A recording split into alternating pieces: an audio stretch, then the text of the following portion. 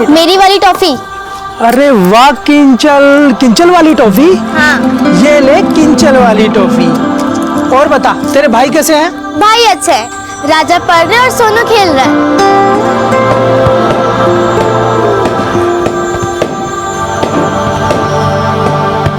ये मेरी तरफ से एक केक, ये राजा के लिए और ये सोनू के लिए। Thank you uncle. कौन है ये लड़की? अकेली माँ की बेटी है। मोहल्ले में नए आए हैं। इसकी माँ और मामा दोनों काम पे रहते हैं और ये और इसके दोनों भाई घर पर अकेले।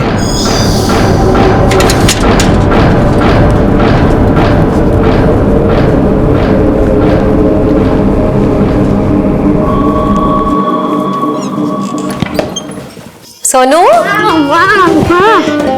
अच्छा, अरे राजा पढ़ाई कर रहा है? किंजल का है? माँ किंजल तो टॉफी लेने गई है, अभी तक नहीं आई। बहुत टाइम हो गया उसको। अभी तक नहीं आई? राजा तू सोनू का ध्यान रख, मैं अभी आती हूँ।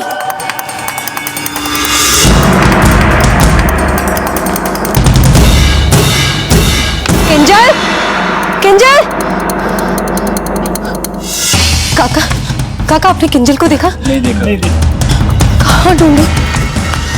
भावेश भैया, भैया, भैया किंजल नहीं है घर पे। ट्रॉफी लेने के लिए गई थी, अभी तक नहीं लौटी है। जरा जाकर देखिए ना उसे। कैसे बच्चों को तालीम बंद करके जाया करो, एकदम परेशान हो। मैं देखता हूँ।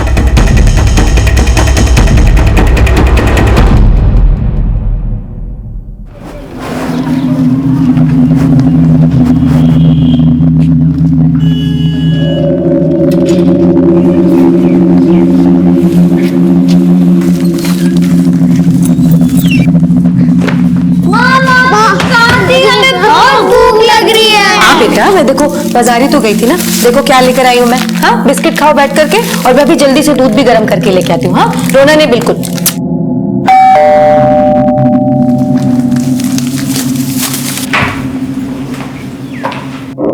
संगीता, अब क्या हुआ?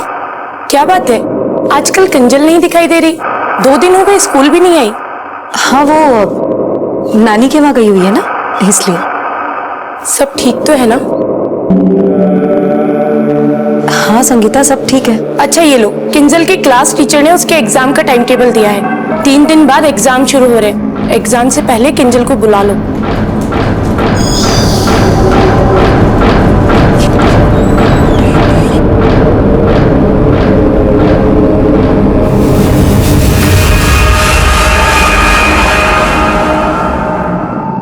प्रिंसिपल सर, किंजल भले ही कभी स्कूल ना गई हो, लेकिन सर पढ़ाई में ये बहुत होशियार है। 3री क्लास के बच्चों के बराबर जानती है ये। वो तो ठीक है, लेकिन किंजल 9 साल की है। आपने इसको पहले स्कूल क्यों नहीं भेजा? ऐसी परिस्थितियां थी जो मैं आपको बता भी नहीं सकती। लेकिन सर, मेरी किंजल का दाखिला ले लेंगे ना आप स्कूल में? क्यों नहीं? जिस देश में बेटी बचाने और बेटी पढ़ाने के लिए लोगों को जागरूक किया जाता हो, वहां आप जैसों की मदद करना हम अध्यापकों का फर्ज है। किंजल बेटा, खूब मन लगा के पढ़ोगी ना? हाँ सर।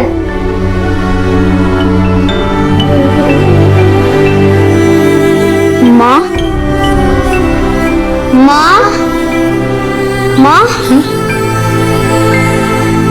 किंजल दीदी टॉफी लेकर कब आएगी?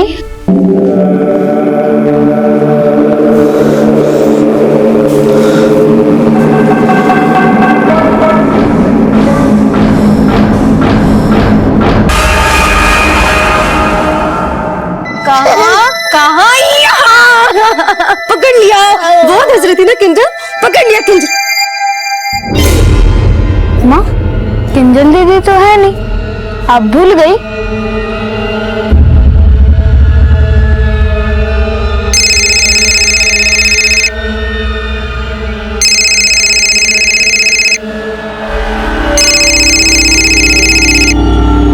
हेलो हेलो, किंजल की मम्मी बोल रही हैं? हाँ, किंजल की मम्मी बोल रही हूँ। किंजल कहाँ है? जी मैंने किंजल के बारे में जानने के लिए फोन किया है। किंजल आपके साथ नहीं है? आप कौन? किंजल के स्कूल का प्रिंसिपल। प्रिंसिपल सर, आप? आज परीक्षा का पहला दिन था और किंजल आई नहीं। सब ठीक है ना नीता जी?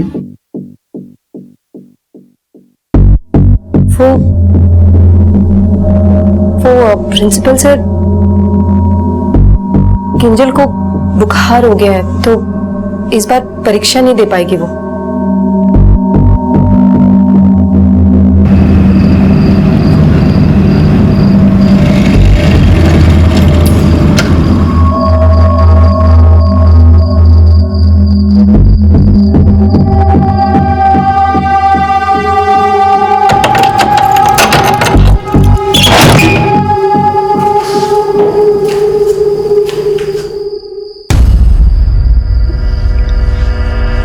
मुझे माँ के पास जाना है, माँ के पास जाना है मुझे। माँ, हम कहाँ जा रहे हैं? बच्चों, बिल्कुल परेशान मत करो, जहां लेकर चल रही चुपचाप चलो बस।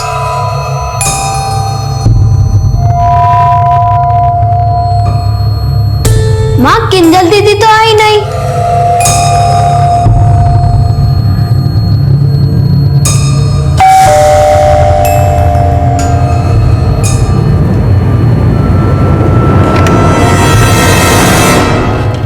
किंजल यहीं रहती है? जी, आप कौन? साहब, ये किंजल के मामा है भावेश और मैं माँ नीता। बात क्या है? किंजल कहाँ है? वो साहब, वो अपनी नानी के यहाँ गई हुई है। क्यों? किंजल के स्कूल में आपने कहा कि उसे बुखार है, वो एग्जाम भी नहीं दे सकती, लेकिन अभी आप लोग कह रहे हैं कि वो अपनी नानी के घर गई है। साहब, ये दोनों बात सही है।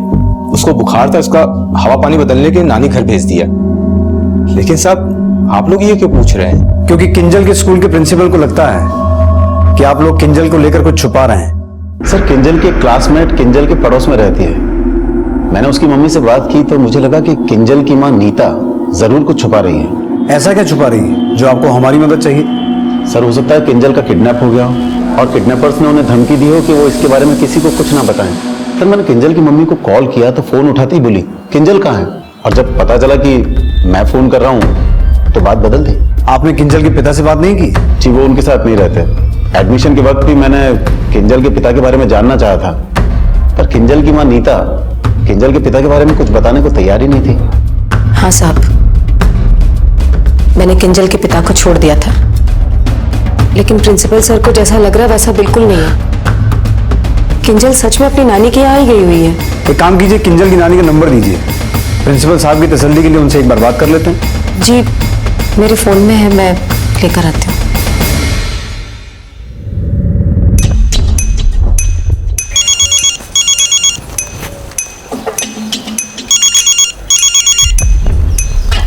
हेलो, किंजल की नानी बोल रही हैं? जी मैं किंजल की नानी बोल रही हूँ।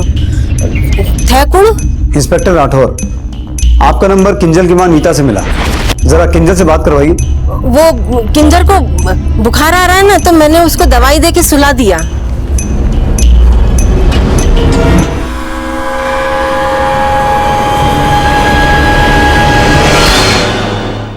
साहब, अब तो आपको तसल्ली हो गई होगी ना? आप लोगों को तकलीफ हुई उसके लिए माफी चाहते हैं, फिर भी फॉर्मेलिटीज के लिए किंजल के पिता और उसकी नानी का नाम और पता दे दीजिए। तलवार, मुझे ऐसा लगता है ये लोग कुछ छुपा रहे हैं। एक कांस्टेबल को किंजल की नानी के घर भेजो, हो सकता है किंजल वहां ना हो और इन्हीं के कहने पर किंजल की नानी सच छुपा रही है। Okay sir. नीता, तुमने पुलिस को झूठ बोल के सही नहीं किया।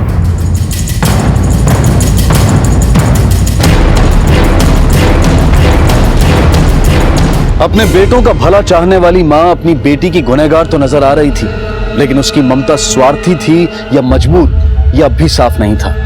लेकिन उसका बोला हुआ झूठ जल्द ही पुलिस के सामने आने वाला था। बोलो। अरे सर, किंजल की माँ ने जो पता दिया था वो गलत है। यहाँ किंजल की नानी नहीं रहती।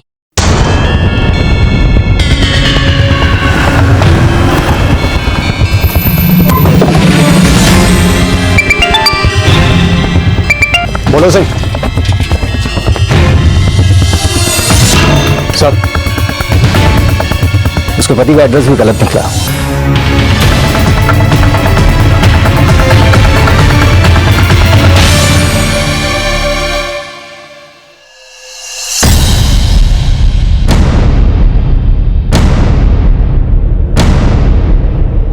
करीब 1 घंटे पहले उन लोगों को यहाँ से जाते हुए देखा था।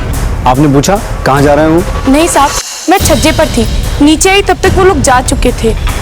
सर, किंजल की माँ और मामा दोनों का फोन बंद है। ये नीता और भावेश, इनके किसी दोस्त या रिश्तेदार के बारे में जानती हैं आप? नहीं साहब, वो लोग ज्यादा बातचीत नहीं करते थे और 4-5 महीने पहले ही यहाँ आए थे और ये मकान भी किराए का ही है।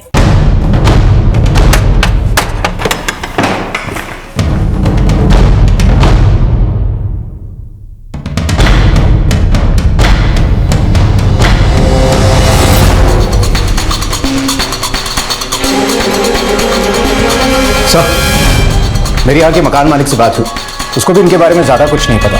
उसने तो रेंट एग्रीमेंट भी नहीं बनवाया था। एक काम कीजिए, किंजल की नानी का नंबर दीजिए। मेरे फोन में है, मैं लेकर आती हूँ। वो किंजर को बुखार आ रहा है ना, तो मैंने उसको दवाई दे के सुला दिया। नीता ने जिस औरत से हमसे फोन पे बात करवाई थी, उस फोन नंबर का एड्रेस निकालो। अब ये बात तो तय है कि किंजल गायब थी। अब जानना यह है कि ये लोग किसी से डर के यहां से भागे हैं या फिर कोई अपराध करके। पर एक बात समझ में नहीं आई, अगर अपना सारा सामान यहां से ले गए तो किंजल की फोटो भी यहां छोड़ गए।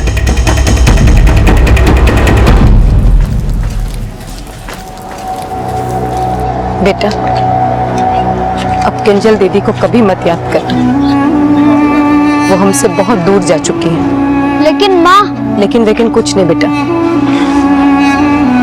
भूल जाओ कि कोई तुम्हारी बहन थी। हम किंजल को बहुत पीछे छोड़ा है, बहुत पीछे। चलो।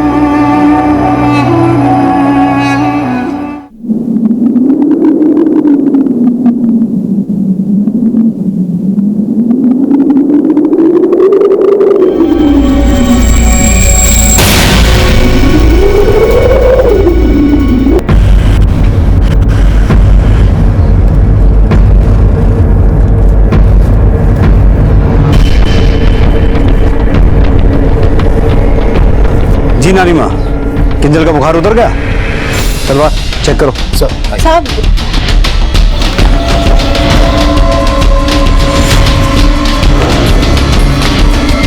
सर, बच्ची अंदर नहीं।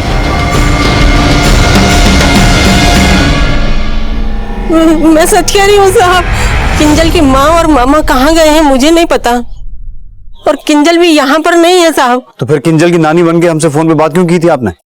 किंजल की माँ ने ही मुझसे कहा था ऐसा करने के लिए साहब। ये क्या बात कर रही है नीता बेटा?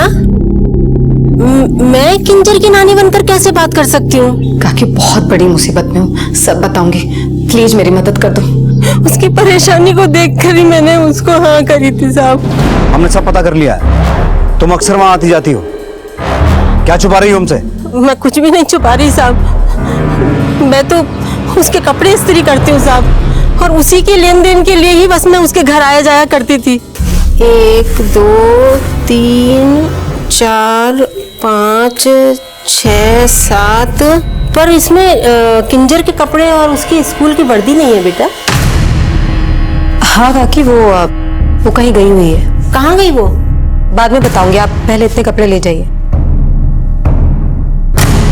वो नीता अपनी हर दुख परेशानी मुझे बताया करती थी, पता नहीं किंजल के मामले में उसने क्यों खुद झूठ बोला और मुझसे भी झूठ बुलवाया, और फिर अचानक पता नहीं कहाँ चली गई। सर, हमारे कॉल करने से ठीक पहले सुलेखा को नीता के नंबर से भी कॉल आया हुआ था। उसका बयान सही हो सकता है क्योंकि ये नहीं भागी, लेकिन किंजल की माँ और मामा किंजल के भाइयों के साथ में गायब हो गए, पर किंजल की फोटो और कपड़े वगैरह वहीं छोड़ गए। इसका मतलब उन्होंने किंजल की उम्मीद भी छोड़ दी थी। लेकिन सर, उनके घर से तो किसी भी तरीके के क्राइम का कोई क्लू नहीं मिला। लेकिन एक बात तो साफ है तलवार, कि किंजल 1 हफ्ते से गायब थी और ये बात वो सबसे छुपा रहे थे। आप लोगों में से बच्चियों को जानता है क्या? नहीं सर। लाश की फोटो सभी थानों में भेजो, शायद कुछ पता चल सके। Okay sir. किंजल के साथ साथ उसकी माँ और मामा दोनों के फोटो सर्कुलेट करवाओ, उनके कॉल डिटेल्स, उनसे जुड़ी हर इन्फॉर्मेशन निकालो। उनके मोबाइल फोन बंद है तो मोबाइल का IMI नंबर ट्रेस करने की कोशिश करो, हो सकता है उन्होंने सिम चेंज किया हो। सर,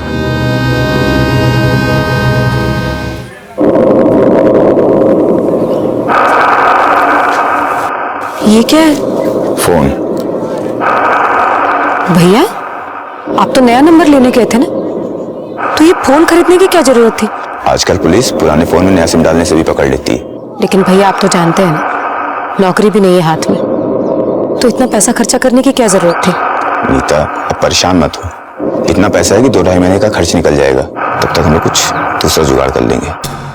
नीता और भावेश ने अपना ठिकाना फरार अपराधी की तरह बदल लिया था, जो उनकी मंशा और शख्सियत पर सवाल खड़े कर रहा था। एक तरफ पुलिस उन तक पहुंचने के सिरे तलाश रही थी और वहीं दूसरी तरफ किंजल की लाश आइडेंटिफाई करने की कोशिश भी जारी थी। लेकिन किंजल की हत्या में नीता और भावेश की क्या भूमिका थी, इसको लेकर ज्यादातर लोगों की राय एक ही थी। नहीं सर, मैं मान ही नहीं सकता कि किंजल की मां किंजल को कोई नुकसान पहुंचा सकती है। जो मां अपनी बेटी का भविष्य संवारने के लिए संघर्ष कर रही थी, वो अपनी बेटी के साथ कुछ गलत कर ही नहीं सकती सर। तो उसने किंजल के गायब होने की बात हमसे छुपाई क्यों? और फिर अपने भाई और बेटों के साथ गायब कहाँ हो गई?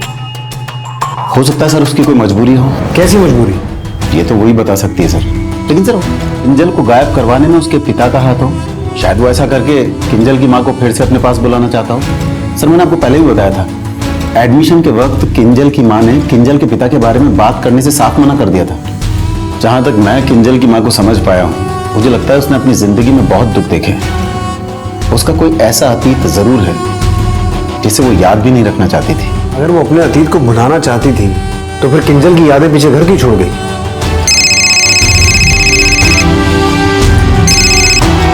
हेलो,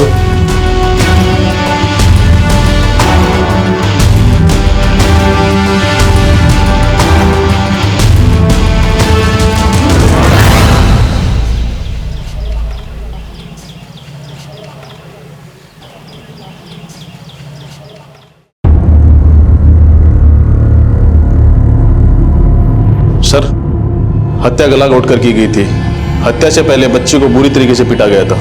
बच्ची की बॉडी पर गहरी चोट के निशान मिले हैं, जो हत्या से पहले के हैं। हत्या कब हुई? सर, पोस्टमार्टम रिपोर्ट के हिसाब से हत्या 2 दिन पहले की गई थी। 2 दिन पहले? मतलब 21 अगस्त। हम किंजल के परिवार को 22 अगस्त को मिले थे और उसी शाम वो घर छोड़ के चले गए। तलवार, क्या वो लोग जानते थे कि किंजल मर चुकी है?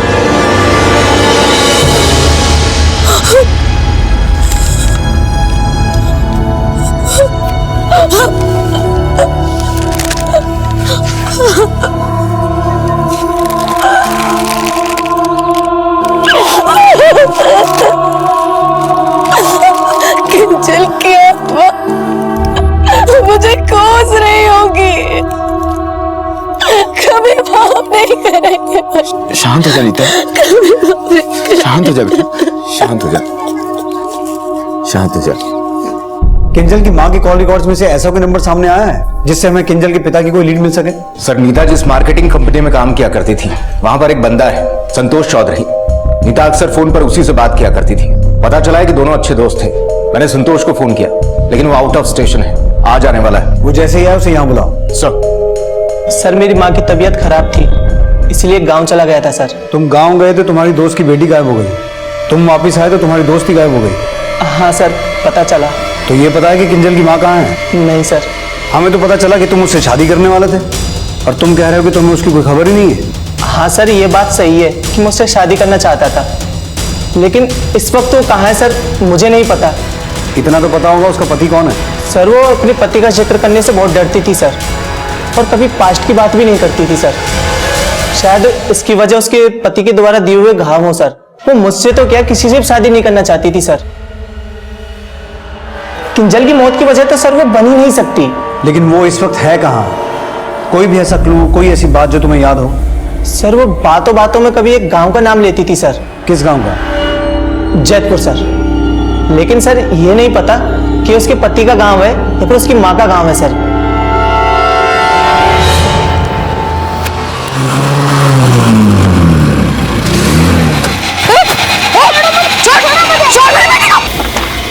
सर, नीता के कॉल रिकॉर्ड में तो जैतपुर का कोई नंबर नहीं मिला है, लेकिन नीता के भाई के कॉल रिकॉर्ड में जैतपुर का एक नंबर मिला है। किसी सूरज भान के नाम से रजिस्टर्ड है।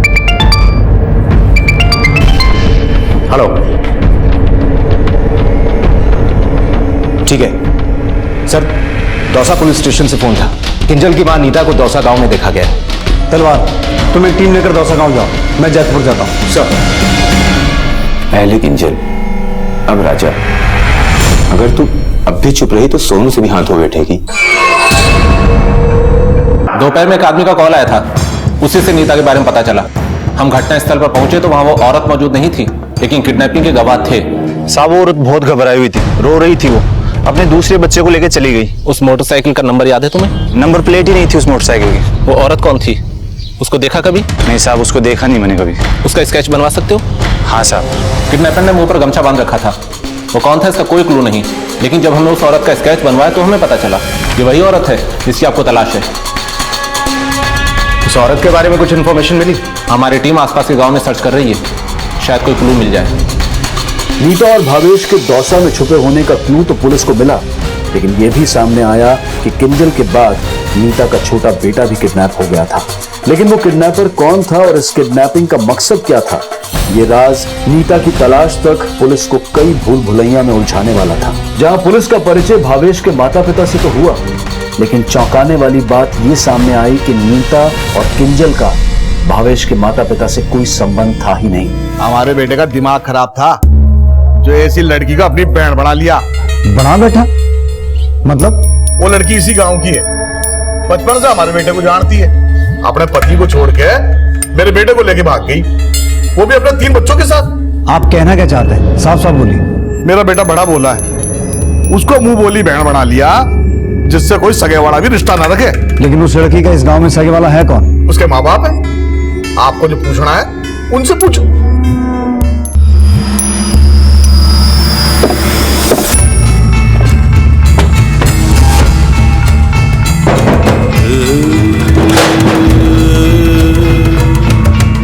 बनवारी गुज्जर जी साहब, बोलिए। आपकी बेटी और आपकी नातिन के बारे में बात करनी थी आपसे।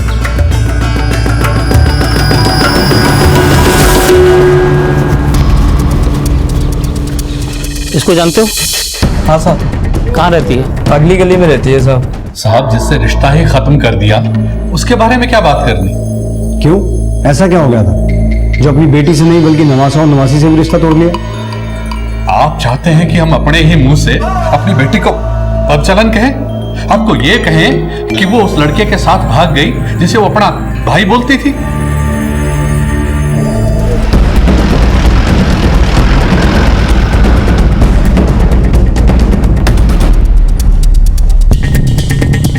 सर ये वही घर है जहाँ वो भाई बहन रहते थे। सर ताला लगा हुआ है। तोड़ ताला। मतलब अपने पति से तंग आकर वो आपके साथ रहना चाहती थी, लेकिन आप उसे वापस भेजना चाहते थे। एक पिता होकर अपनी बेटी को नहीं समझ पाया आप, और जिस आदमी ने भाई बनकर उसकी मदद करनी चाहिए, आप उस पर ही नहीं अपनी बेटी को भी लांछन लगा रहे हैं। साहब, आप उस लड़की के बारे में कुछ नहीं जानते। अरे वो हमारी तो क्या किसी की भी नहीं हुई। एक नंबर की एहसान फरामोश है।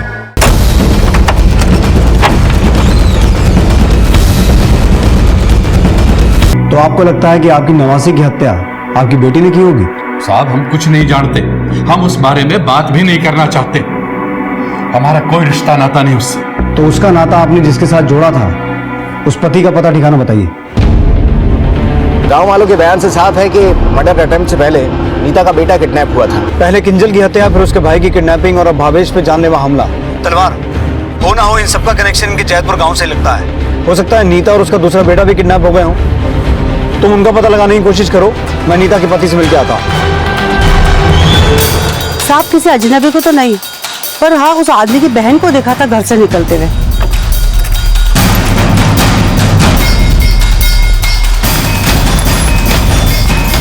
ताला बंद करके वो बेटे को लेकर निकल गई, बहुत जल्दी में लग रही थी। कितने घंटे पहले देखा था? ये करीब 2-3 घंटे पहले देखा होगा।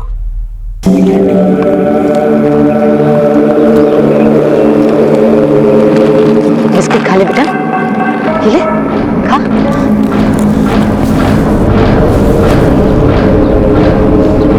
नीता से मेरा कोई बेटा था ही नहीं साहब, और भला में क्यों किसी का किडनैप करने लगा? तो तुम ये बात साफ कर रहे हो कि किंजल के अपहरण और उसकी हत्या से तुम्हारा कोई कनेक्शन नहीं है? जब कोई कनेक्शन ही नहीं है तो साफ क्या करना साहब? मैं मानता हूँ कि किंजल मेरी बेटी है, लेकिन नीता से तलाक के बाद किंजल अपनी माँ के साथ ही रहा करती थी। कब हुआ तलाक? 7 साल पहले, जब से ना मैंने नीता की शक्ल देखी और न ही किंजल की। तलाक हुआ क्यों था? उसे दूसरी शादी करनी थी साहब। वो दोनों लड़के उसके दूसरे पति के ही बेटे होंगे। हाँ साहब, सोनू और राजा नीता के दूसरे पति के ही बेटे हैं। तो पहले क्यों नहीं बताया कि नीता ने 2 शादियां की थी? किस मुंह से बताता साहब? उसने अपने दूसरे पति को भी छोड़ दिया था और हमारे मुंह पर तालिक पोतकर उस भावेश के साथ भाग गई। भावेश का लीवर बहुत बुरी तरह डैमेज है, उसकी हालत बड़ी क्रिटिकल है। अभी ये भी कहना मुश्किल है कि वो सरवाइव करेगा कि नहीं।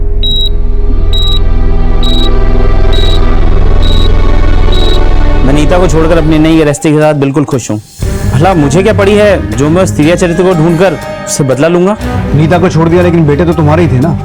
हो सकता है उसकी बेटी को उठाकर तुमने अपना बेटा वापस मांगा हो, और जब उसने मना किया तो उसकी बेटी को मारकर अपना बेटा उठा लिया। सुना है तुम्हारी दूसरी शादी से तुम्हें बेटा नहीं है। आपको क्या लगता है साहब, जिस औरत को मैं चरित्रहीन समझता हूँ उसके बेटों को अपना खून समझूंगा? सर, गवाह और एविडेंस ये इशारा कर रहे हैं कि भावेश पर हमला नीता ने ही किया। नीता को घटनास्थल से बाहर चोरी छुपे भागते देखा गया। इसके अलावा ताले पर भी वही फिंगरप्रिंट हैं जो उस चाकू पर है जिससे भावेश पर हमला किया गया। भावेश पर हुए हमले के समीकरण नीता को सस्पेक्ट तो बनाते हैं, लेकिन वहीं दूसरी तरफ नीता की बेटे की किडनैपिंग के गवाह गांव वाले भी हैं। किंजल की हत्या में भी उस किडनैपर का हाथ हो सकता है और भावेश पे हुए हमले में भी। हो सकता है जो दिखाई दे रहा है वो सच ना हो। लेकिन सर, पूछताछ से तो यही सामने आया है कि भावेश के घर के आसपास किसी सस्पेक्ट को नहीं देखा गया। इसके अलावा किसी ने किडनैपर को भी नहीं देखा। उसकी बाइक पर तो नंबर प्लेट भी नहीं थी।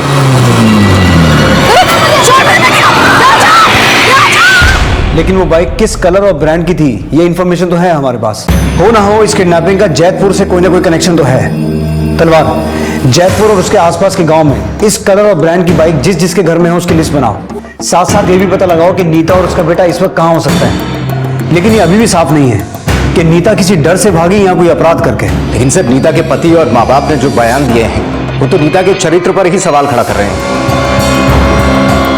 दिए गए बयान झूठे भी हो सकते हैं तलवार।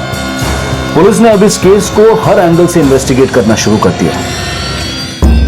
एक तरफ यह पता लगाया जाने लगा कि नीता के बच्चों को किडनैप करने वाला क्या उसके ही गांव से जुड़ा कोई शख्स था, और वहीं दूसरी तरफ नीता को भी ढूंढा जा रहा था। और इसी दौरान नीता के गांव छोड़ने का एक चौंकाने वाला पहलू सामने आया। साहब, दो क्या, नीता की तीसरी शादी की तैयारी कर रहे थे उसके माँ बाप। तीसरी शादी? जी हाँ साहब, लेकिन नीता इस शादी के लिए तैयार नहीं थी, इसलिए भाग गई। भागती नहीं तो क्या करती बेचारी? जबरदस्ती की शादी, जबरदस्ती का तलाक। कौन सी औरत ये सब सहन कर सकती है? तीसरी शादी के बाद चौथी शादी होती तो कौन सा नया है? नीता जैसी जात वाली लड़कियों में ये सिलसिला खत्म थोड़ी होता है साहब। मतलब साहब, ये जैतपुर वाले नाथा प्रथा को मानने वाले हैं। सर, नीता की पहली शादी 17 साल की उम्र में 2007 में हुई। 2010 में उसका तलाक हो गया। तलाक के 3 महीने बाद ही उसकी दूसरी शादी मठरू से हुई। उसी दौरान नीता के पहले पति ने दूसरी शादी कर ली। नीता का दूसरा तलाक 2013 में हुआ। तलाक के 3 महीने बाद मठरू ने भी दूसरी शादी कर ली। इससे साफ है कि उसी दौरान नीता का रिश्ता भी कहीं तय हुआ होगा। यानी कि हो सकता है कि नाता प्रथा की बदहाली से डर के ही नीता गांव से भागी हो। नाता प्रथा पुनर्विवाह से जुड़ी एक पारंपरिक प्रथा है। इस प्रथा का चलन मध्यकालीन युग में राजस्थान के पिछड़े हुए समुदाय में हुआ, लेकिन आज भी राजस्थान के कई गांव और कस्बों में ये प्रथा प्रचलित है। ये प्रथा विधवा या पतियों द्वारा छोड़ी गई स्त्रियों को दूसरी या तीसरी शादी का अधिकार देने के लिए बनी थी, जिसका मकसद था बेसहारा औरतों को एक नई जिंदगी देने की कोशिश। लेकिन बदलते वक्त के साथ ये प्रथा मन मर्जी के अलगाव और बिन मर्जी की शादियों में तब्दील हो गई। पुरुष वर्ग इतना हावी हो गया कि इस प्रथा की आड़ में पत्नियों की अदला बदली तक होने लगी। शगुन सौदा बन गया और पिता और पंचों की भूमिका लेन देन के दलालों जैसी हो गई। और हाल ये है कि जो प्रथा औरतों की भलाई के लिए बनाई गई थी, वही प्रथा आज औरतों की बदहाली का कारण बनकर सामने आ रही है। नीता की भी 2 शादियां हुई थी और उसके पिता ने उसकी तीसरी शादी भी तय कर दी थी, जिससे तंग आकर नीता अपने मुंह भोले भाई की मदद से अपने बच्चों को लेकर ये गांव छोड़कर चली गई थी। लेकिन नीता का पिता अब भी उसके चरित्र पर सवाल उठा रहा था। साहब, दूसरे गांव वाले कान भर रहे हैं आपके। हम इस नाता प्रथा को नहीं मानते। साहब, उस लड़की ने अपने पहले पति को छोड़कर खुद दूसरे को पसंद किया, और जब दूसरे से जी भर गया ना तो तीसरा घर बसाने के लिए बोली, और लेकिन भाग गई चौथे के साथ। अपने पाप छुपाने के लिए उस रिश्ते पर लांछन लगा रहे हो जिसने तुम्हारी बेटी के भविष्य के लिए अपने माँ बाप गांव सब छोड़ा। लगता है उसकी भलाई के में रास नहीं आई। उसको मरवाने में भी तुम्हारा ही हाथ है और नीता के बच्चों को गायब करवाने में भी। कौन थे वो किराए के टट्टू जिन्होंने ये सब किया? हमने कुछ नहीं किया। लगता है उस नीता को कोई पांचवा पसंद आ गया होगा, इसलिए वो भावेश और बच्चों से अपना पीछा छुड़ा रही होगी। माँ तुम कुछ बोल क्यों नहीं रही हो माँ? माँ तुमको किंजल दीदी और राजा भैया की याद आ रही है ना माँ?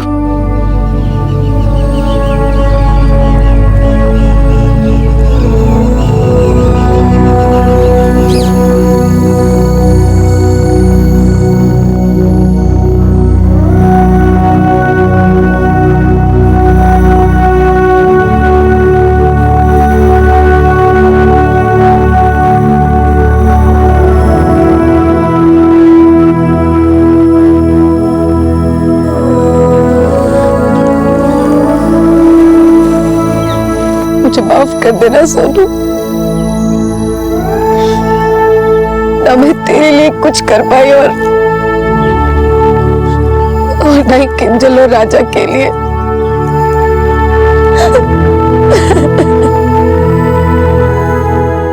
ना ही नीता के माँ बाप सीधे हैं, ना ही उसके दोनों पति। इन सबके कॉल रिकॉर्ड्स, किन के साथ उठते बैठते हैं, हर एक डिटेल निकालो। और हाँ, उस तीसरे आदमी का भी पता करो जिसका नीता के साथ नाता जुड़ने वाला था। उसके पास भी नीता और भावेश को मारने का मोटिव है। सर, जिस रंग और ब्रांड के बाइक की हमें तलाश थी, वैसी बाइक भवेश के चचेरे भाई गणेश के पास है।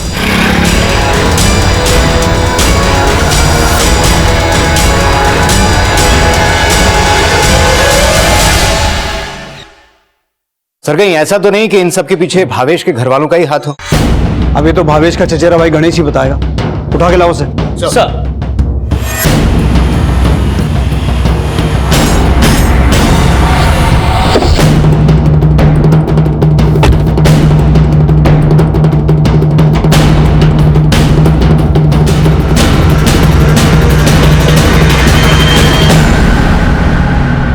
साहब भावेश तो खुद मुझसे बाइक मांग के लेके जाता था। तो तू ये बोलना चाहता है कि भावेश ने उन बच्चों को किडनैप किया जिनको उसने खुद सहारा दिया?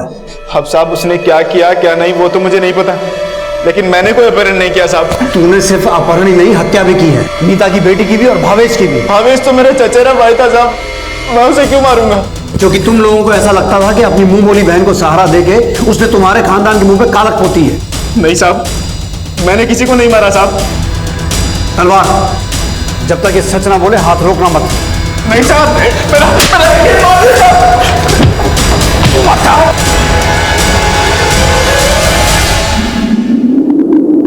माम यहाँ क्यों आए हैं?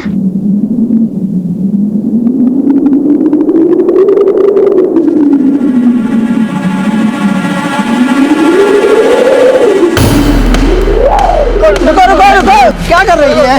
क्या कर रही है? क्या कर रही है? नहीं, छोड़ दीजिए, हमें मर जाने दीजिए, छोड़ दीजिए, हमें मर जाने दीजिए, मर जाने दीजिए हमें।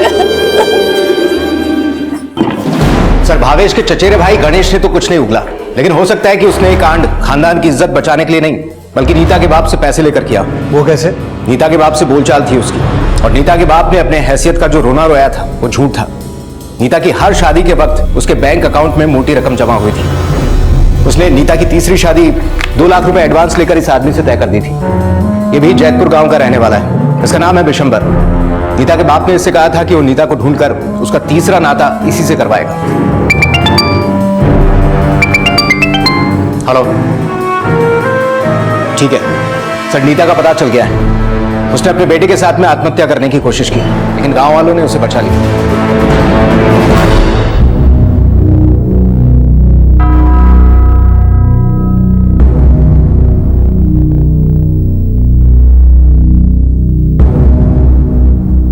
साहब मैं मानता हूं कि मैंने बिशंबर से पैसे लिए थे, लेकिन नीता को अपने पास लाने के लिए मैंने कोई कांड नहीं किया। कांड नहीं किया तो विशंबर से वादा क्यों किया कि नीता को बुला के उससे नाता करवा देगा? साहब झूठा वादा किया था ताकि वो अपने पैसे मांगकर मुझे परेशान ना करे। कल तक बोल रहा था कि बेटी अपनी मर्जी से नाते जोड़ रही है, लेकिन ये नहीं बताया कि उसके जरिए तू अपनी तिजोरियां भर रहा है। पहली शादी से 4 लाख, दूसरी से 7 लाख और तीसरी के लिए 2 लाख रुपए एडवांस लिया था। साहब मैं कोई सौदा नहीं कर रहा था, जो हमारी बिरादरी में प्रथा है मैं तो वही निभा रहा था। कल तक अपनी बेटी पर लांछन लगा रहा था और अब अपने लालच को प्रथा का नाम दे रहा है। सिर्फ मेरा बाप ही नहीं साहब, हमारी बिरादरी का हर कोई ऐसा है। मेरी सगी मां के 4 नाते हुए थे और अब मुझे ये भी नहीं पता कि वो कहां है। और बेचारी मेरी सौतेली मां, वो मेरे लिए क्या करती साहब? वो तो खुद घुट घुट की जिंदगी जीती रही। ये प्रथा नहीं है साहब, हमारी बिरादरी की औरतों के लिए गले का फंदा है। मर्द गले में वरमाला के नाम पे फंदा डालता है, शगुन के नाम पे रिश्ते का सौदा करता है। पिता पंच सब अपनी जेबें भरते और हम औरतें साहब, औरतें आंखों में आंसू भर के रह जाती। एक मर्द का मन भर जाता तो दूसरा नोचने वाला आ जाता था। 3 साल मैं 3 साल अपनी बेटी की शक्ल देखने के लिए तरस गई थी और जब मटरू ने मुझे छोड़ दिया तो मेरा बाप मेरे तीसरे नाते के लिए तैयार था।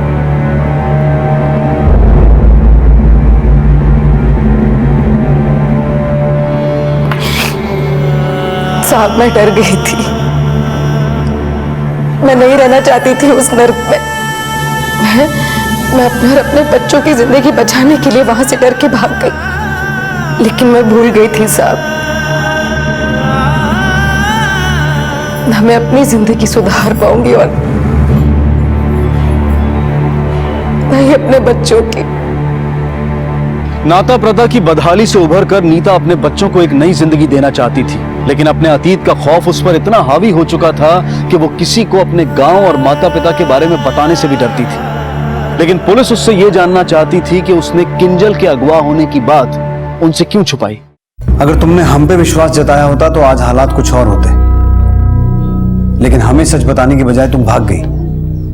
और जिस बेटी के भविष्य के लिए तुमने इतना संघर्ष किया तब तुम्हें उसकी भी परवाह नहीं थी। और तुमने ये कैसे मान लिया कि किंजल तुम्हारी जिंदगी में वापस आएगी ही नहीं? साहब मैं बहुत डर गई थी, सोचने लगी कि कहीं किंजल के लिए मुझे उस नर्क में वापस जाना पड़े तो मेरे दोनों बच्चे, मेरा पूरा परिवार सब बर्बाद हो जाएगा। इसलिए दिल पे पत्थर रख के मैंने किंजल को भूलना चाहा, लेकिन नहीं जानती थी कि मैं कितनी गलत थी। तो तुम्हें ऐसा लगता है कि तुम्हारे बच्चों और भावेश के साथ जो कुछ भी हुआ उसमें तुम्हारे बाप का हाथ है? साहब मैंने कुछ नहीं किया, जरूर उस बिशंभर ने किया होगा। वही नीता के लिए पागल था, जरूर उसी ने भावेश को मारा होगा। हाँ साहब, भावेश को मैंने मारा था। पहले किंजल, अब राजा। अगर तू अब भी चुप रही तो सोनू से भी हाथ हो बैठेगी। तो अब तुम मेरे सोनू को भी छीनना चाहते हो मुझसे? ये क्या बोल रही है तू? तुमने बोला था ना मुझे कि चल के पुलिस को सब कुछ बता देते हैं। चलो सब कुछ बता देते हैं पुलिस को, चलो। नीता, तो पुलिस को क्या बोलेगी? सब सच बता दूंगी पुलिस को। लेकिन क्या सच है? बोल मेरा राजा कहाँ है? बोल, ये क्या? बोल मेरा राजा कहाँ है? क्या करी तू? पागल हो गई क्या? किंजल को मारा ना तूने, मारा ना मेरी किंजल को। और अब राजा यहाँ पे छीन लिया मुझसे। पागल हो गई हूँ मैं। बोल मेरे राजा को, बोल मेरे राजा का। कहाँ छुपा है मेरे राजा को? मैंने कुछ नहीं किया। नहीं बताएगा मेरे राजा को, नहीं बताएगा। मैंने सच भी ना जाने भावेश को मार दिया।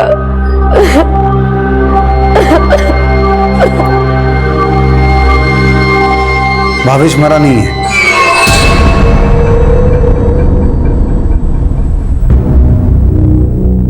भावेश के होश में आते ही उसके बयान से यह स्पष्ट हो गया कि भावेश ने ही नीता को पाने की चाहत में उसके बच्चों का अपहरण किया और उनकी हत्या कर दी।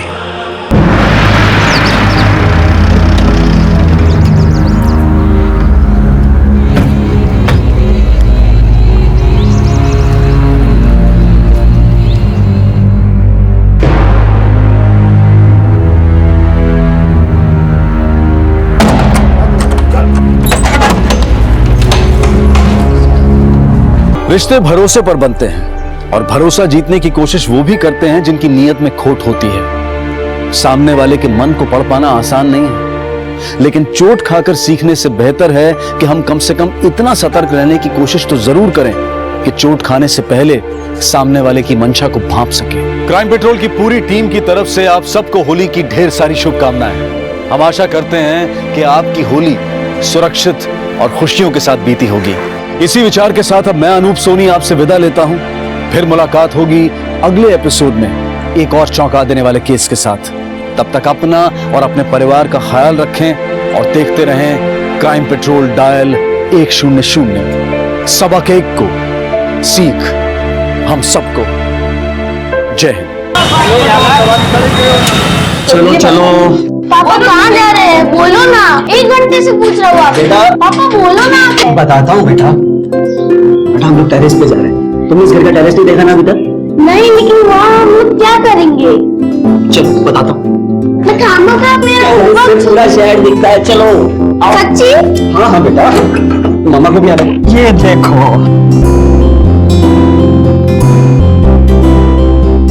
वाव, पापा यहाँ से तो सच्ची में पूरा शहर दिखता है। हाँ बेटा, पूरा शहर दिखता है। देखो कितना प्यारा दिख रहा है। पापा देखो यहाँ से रोड कितना अच्छा दिखता है। हाँ बेटा। मम्मा इधर भी देखो।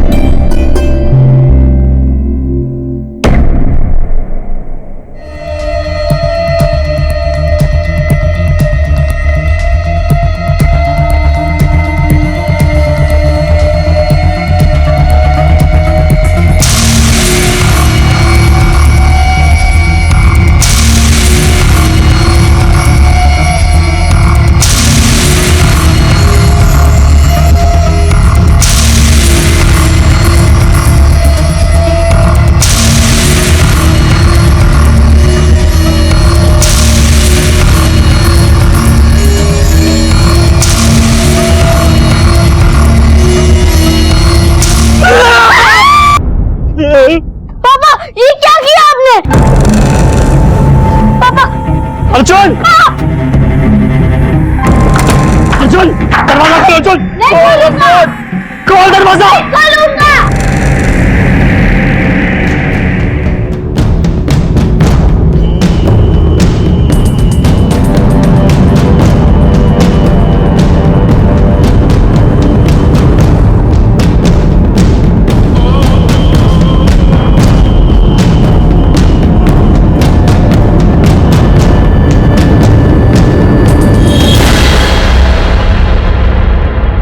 जब इंसान की सहन शक्ति जवाब दे देती है तो कभी कभी वो चुनता है रास्ता अंत का, मौत का, आत्महत्या का। अपने हंसते खेलते परिवार को मारने के बाद एक इंसान आत्महत्या करता है, पर संयोग से उसका बेटा बच जाता है। आखिर कौन था यह इंसान और ऐसा क्या हुआ था उसकी जिंदगी में कि जिससे मजबूर होकर उसने अपना जीवन ही समाप्त कर लिया? वजह जो भी हो, लेकिन इस हादसे ने सबके विश्वास पर एक सवालिया निशान लगा दिया था। आज की ये कहानी एक ऐसा ही चौंका देने वाला केस है। चलिए हटिए, हटिए, पीछे हो जाइए, सबको पीछे करो, बॉडी की शिनाख्त करो, चेक करो।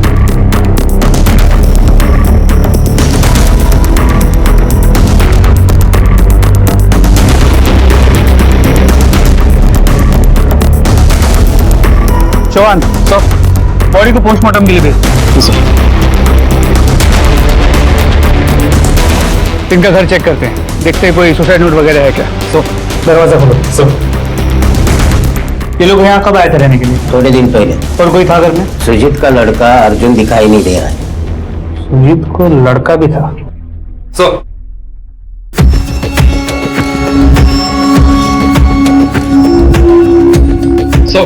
घर में कोई नहीं है, लेकिन लैंडलॉर्ड की हिसाब से सुजीत का एक लड़का भी था।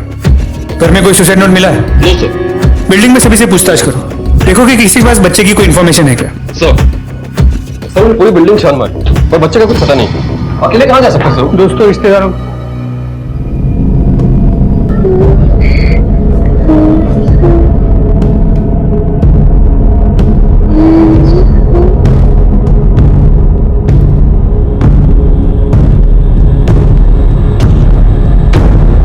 अर्जुन,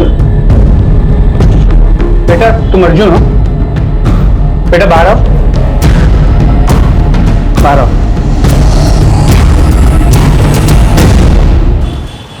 पुराने कपड़े देके नए बर्तन दे लो।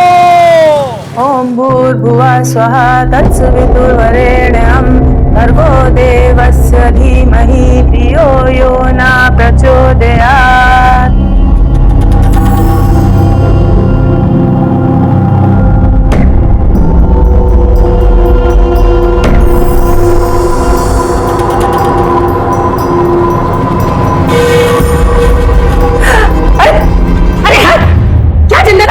दिखाई नहीं देता, दूर गिर रहा है।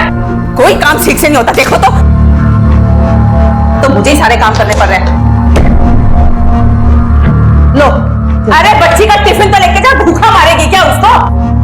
जरा से भी अच्छे गुण नहीं है। अबे टुकुर टुकुर क्या देख रही है?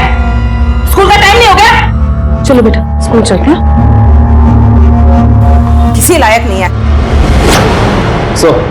तो बच्चा भी सहमा हुआ है। शायद उसने अपने माँ बाप को मरते हुए देखा, इसलिए बात करने की स्थिति में नहीं है सर। वो भी उसकी नानी उसे अपने साथ ले गई है। बच्चे को चाइल्ड साइकियाट्रिस्ट के पास ले जाओ, उससे बच्चे को मदद मिलेगी, लेकिन जरा संभाल के। बच्चे का ठीक होना और हमसे बात करना बहुत जरूरी है, क्योंकि सिर्फ वही है जो हमारी गुत्थी सुलझा सकता है। और हाँ, सुजीत के आस पड़ोस के लोगों से बात करो, दोस्तों से बात करो, पता करो कि ऐसा क्या हुआ जो उसने सुसाइड कर लिया। उसके रिश्तेदारों को ढूंढो, उनसे भी पूछताछ करो। सर, जिया को तुम्हारी बहुत याद आती है। अच्छा, सिर्फ जिया को याद आती है? सभी को आती है। तुम घर कब आओगे? अभी तो नई साइट शुरू हुई है, काम सेटल होते ही आता हूँ। वैसे मुझे भी जिया की बहुत याद आती है, और तुम्हारी भी। I love you.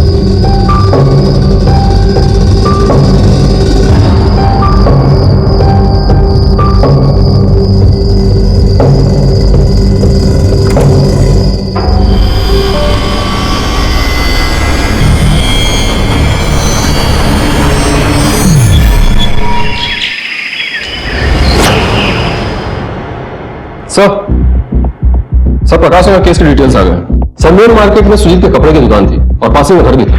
अचानक से सर रातों रात उसने दुकान और मकान दोनों बेच दिया। उसके बाद वो किराए घर में जाकर रहने लगे। उसके रिश्तेदारों का कुछ पता चला? हाँ सर, उसका साला उसके साथ मिली थी। उन्होंने बताया कि बिजनेस में काफी ज्यादा लॉस हुआ। उसके पड़ोसियों से, दुकान के अगल बगल वालों से कोई इन्फॉर्मेशन मिली? सर मार्केट वालों किसी को कानों कान खबर भी नहीं है, उसको कुछ लॉस भी हुआ था। सब ये बात सोच के शॉक गए कि अचानक से उसने चलते फिरते दुकान में इतने सस्ते में क्यों बेच दी। इस सुजीत की पूरी कुंडली निकालो। सर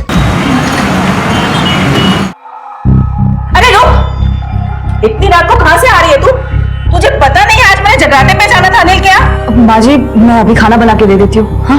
अरे रुक, तेरे गहने कहाँ हैं? माँ जी वो जौहरी को दिए पॉलिश करवाने के लिए, लोग कल लौटा देंगे। इतने तो पुराने नहीं हुए थे जो तूने पॉलिश करने के लिए दे दिए। वो जौहरी के यहाँ स्कीम चल रही थी। तो ये मंगलसूत्र क्यों नहीं दिया? माँ जी अगर इसे चमकाती तो इसमें लगे छोटे छोटे हीरे निकल जाते। मैं खाना बना देती हूँ। जबान तो इतनी चपर चपर चलाती है, हीरे निकल जाते। खाना बनाएगी? इसकी शक्ल देखे तो अच्छी अच्छी भूख खत्म हो जाए। इससे अच्छा तो मैं जगराते में ही चली जाऊं। देर हो रही है मुझे।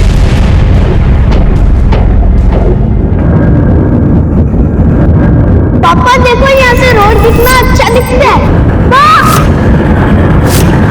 पापा अर्जुन! अर्जुन, क्या हुआ बच्चे? रो क्यों रहा है? बुरा सपना देखा क्या? अच्छा, बड़े उम्र है ना तेरे पास, हाँ? तो फिर क्यों रो रहा है? अच्छा अच्छा, सोएंगे। अभी मेरे पास हो जा। अच्छा अच्छा, अच्छा मेरे बच्चों।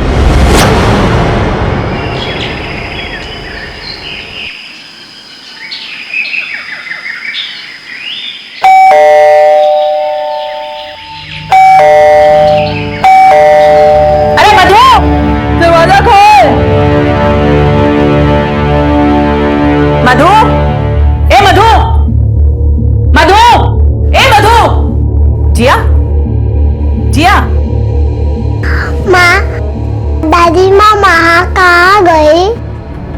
नहीं है घर में, इसका मतलब कहाँ गई होगी? हे भगवान!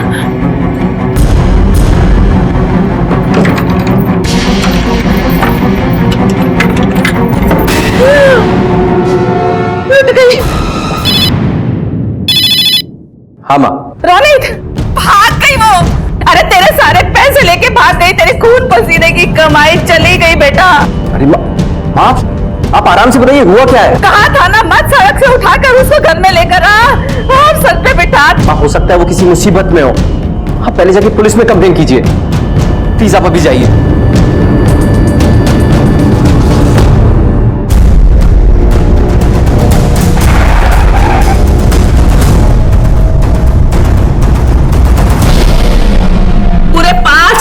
चोरी हो गए मेरे। देखिए यहीं पर रखे थे मैंने सारे पैसे और जेवर, अब सब गायब है। इतनी बड़ी रकम घर में क्यों रखी थी? मेरा बेटा दुबई में काम करता है और हम एक घर खरीदने वाले थे। उसी के कुछ पेपर तैयार कराने थे, इसीलिए उसने पैसे भेजे थे। अच्छा, इन पैसों के बारे में और किसी को भी पता था? मेरी बहू पूछे और मेरे बेटे को बस। आपकी बहू की कोई फोटोग्राफ है आपके पास? आपको पक्का शक है कि ये सब आपकी बहू का किया धरा? शक? अरे मुझे तो पूरा यकीन है ये सब उसी ने किया है। सारे पैसे लेकर भाग गई अपने आशिक के साथ। दादी मम्मी कहाँ गई?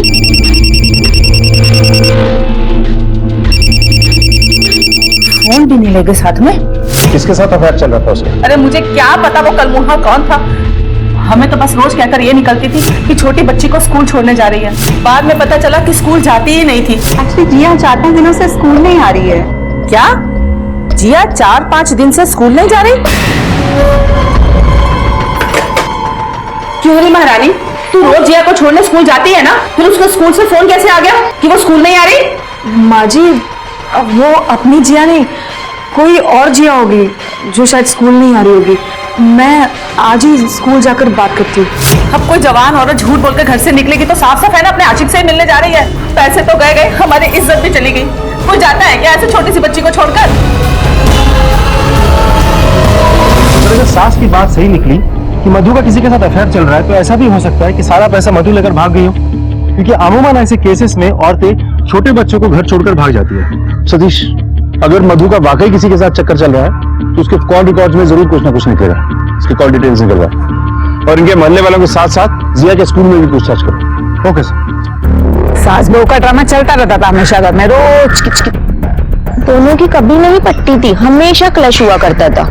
सास तो बहू को दिन रात ताने देती थी और दहेज के लिए बहू की नाक में दम कर रखा था। मधु का किसी के साथ चोरी छिपे कोई चक्कर चल रहा था? मधु और रोनित एक दूसरे से बहुत ज्यादा प्यार करते थे और उन्होंने अपनी मम्मी के खिलाफ जाकर शादी की थी। बस इसीलिए श्रद्धा आंटी मधु को बिल्कुल भी पसंद नहीं करती है।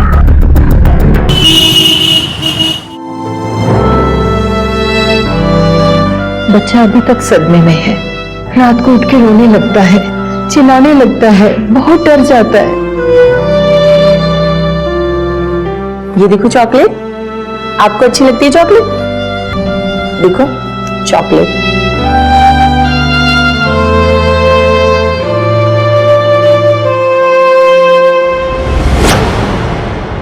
सर, मोहल्ले वाले तो कह रहे हैं कि सास बहू में पड़ती ही नहीं थी। दहेज को लेकर सास हमेशा बातें सुनाती थी बहू को। फिंगरप्रिंट्स रिपोर्ट से कुछ मिला?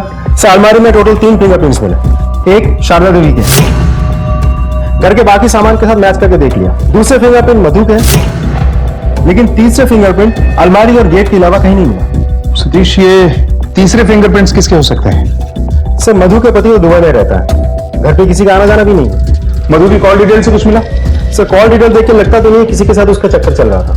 और मधु का रूटीन? सिंपल है, जिया को स्कूल लेकर जाती है और स्कूल से घर वापस ले आती है। जिया के स्कूल में पूछताछ करो, हो सकता है वहां से कोई ना कोई सुराग मिले। Okay sir.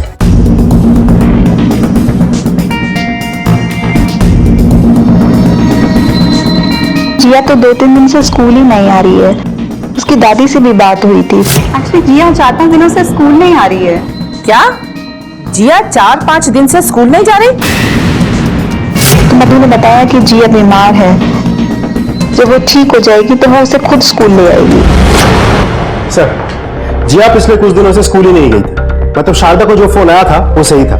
मधु बच्ची को लेकर स्कूल के लिए निकलती थी लेकिन स्कूल नहीं जाती थी। सतीश, इस मधु का पिछले 2-3 महीने का मोबाइल लोकेशन ट्रेस करो। Okay sir. और इस मधु के माँ बाप से भी मिलते हैं। जिया? हाँ जिया? पापा पापा, मम्मी कब आएगी? जल्दी आएगी बेटा। रोनित, आ गया तू? सुन ली अपनी बीवी की करतूत? और तू अपनी आने वाली तेरी मम्मी? हाँ देख लिया ना, कहा था ना मैंने, मत सड़क से उठा के लाओ उसे। ले गई ना सारे पैसे भाग के। माँ मधु ऐसा कुछ नहीं कर सकती। कुछ नहीं कर सकती तो मैं पागल हूँ? झूठ बोल रही हूँ? अरे कुछ दिन पहले सारे जेवर गायब थे उसके, सिर्फ मंगलसूत्र था गले में। बेच दिए होंगे और क्या? सिर्फ मंगलसूत्र था? हाँ सिर्फ मंगलसूत्र था। माँ मधु जरूर किसी मुसीबत में, मैं अभी आता हूँ। तू कहाँ चल दिया? सर मेरी वाइफ का कुछ पता चला? देखिए हमारी छानबीन चल रही है। वैसे आपको क्या लगता है आपकी पत्नी मधु इतने सारे पैसे लेकर घर छोड़कर कहां जा सकती? सर मैं आपसे कह रहा हूँ वो जरूर किसी मुसीबत में। तुमको कुछ बताना है, प्लीज जल्दी आ जाओ ना। प्लीज सर उसे ढूंढिए। क्या मधु के गायब होने का कारण रौनक की गैर मौजूदगी है, या श्रद्धा की कोई करतूत, या फिर कोई और ही वजह है जो अब तक सामने नहीं आई है? बेटा अंकल को बताओ।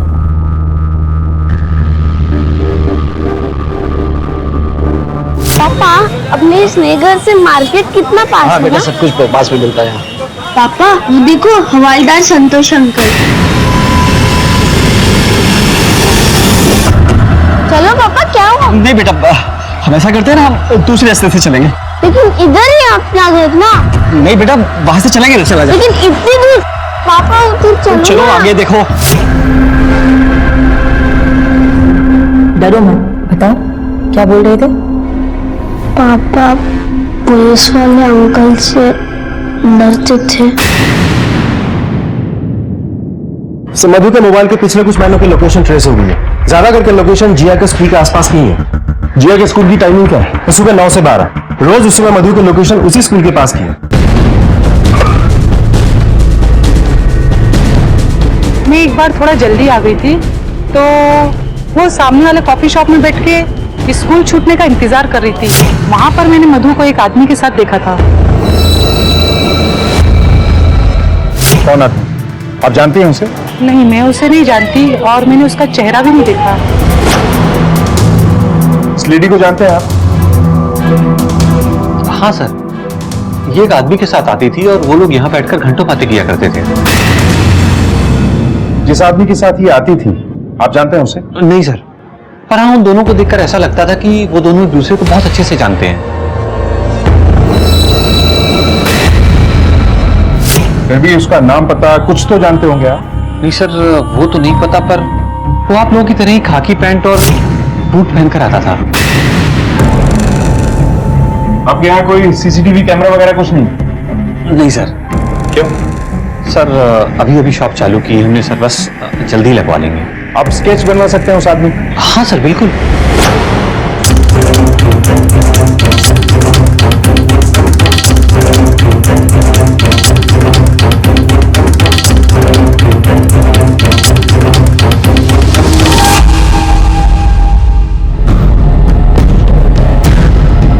ये वो आदमी?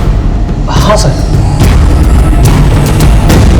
सतीश, ये जो कोई भी है इसकी डिटेल्स निकलवाओ। सर ये भी तो हो सकता है कि आदमी पुलिस वाला ना हो, क्योंकि खाकी पैंट और जूते सिर्फ पुलिस वाले नहीं पहनते। सर हो सकता है कि मधु का इसका साथ ही अफेयर चल रहा हो और मधु इसी के साथ भाग गई, और वो तीसरा फिंगरप्रिंट भी इसी आदमी का हो सकता है। सर सतीश, ये जो अभी अभी हमें लीड मिली है कि ये कोई पुलिस वाला हो सकता है, इसे हम लाइटली नहीं ले सकते। इस स्केच को आसपास के हर एक पुलिस स्टेशन में सर्कुलेट करो और पता करो कि ये कहाँ तैनात है। Okay sir. अब तक सिर्फ मधु की सास ये कह रही थी कि मधु का किसी के साथ अफेयर चल रहा है। सारे पैसे लेकर भाग गई अपने आशिक के साथ। लेकिन अब पुलिस के पास एक चेहरा भी था जिससे मधु का मिलना जुलना था। तो क्या उसी के साथ मधु पैसे लेकर भाग गई थी या फिर उसे बरगला कर भगाया गया था? इस आदमी को देखा है कभी आप लोगों ने? कौन है ये आदमी? क्या किया इसने? नहीं सर, मैं इसे नहीं जानता। इस आदमी को कई बार आपकी पत्नी के साथ स्कूल के पास वाले कॉफी शॉप में देखा गया है। देखा, जानती थी मैं एक दिन खानदान की नाक कटवा के रहेगी है। बस हो गया ना सारा गुड़ गोबर। अरे मेरी बात पर विश्वास नहीं था, अब तो वर्दी वाले भी कह रहे हैं, अब तो मान ले। नहीं सर, मेरी मधु ऐसा कुछ नहीं कर सकती। जरूर कोई और बात रही होगी। सर इस केस को भोपाल के सभी पुलिस स्टेशन में भेज दिया। पूरे भोपाल शहर में ऐसा कोई पुलिस वाला है ही नहीं सर। सारे खबरियों, बीट चौकी और पूरे एमपी में इस स्केच को सर्कुलेट करो। ये जो कोई भी है इसकी पूरी जानकारी निकालो। इसकी पूरी कुंडली चाहिए मुझे।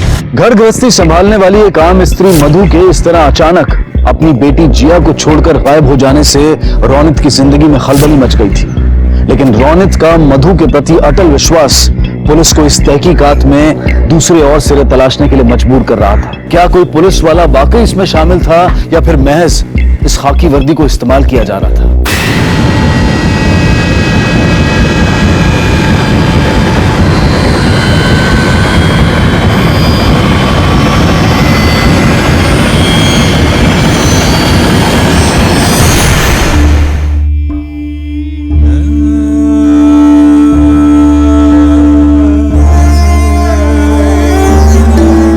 पसंद आया? बहुत ज्यादा। पर अब क्या तुम बस वाइफ को गिफ्ट देके खुश करते रहोगे? यहाँ घर पे नहीं आओगे? बस ये प्रोजेक्ट खत्म होते ही आता हूँ। मुझे तुमको कुछ बताना है, प्लीज जल्दी आ जाओ ना। पापा मम्मी कब आएगी?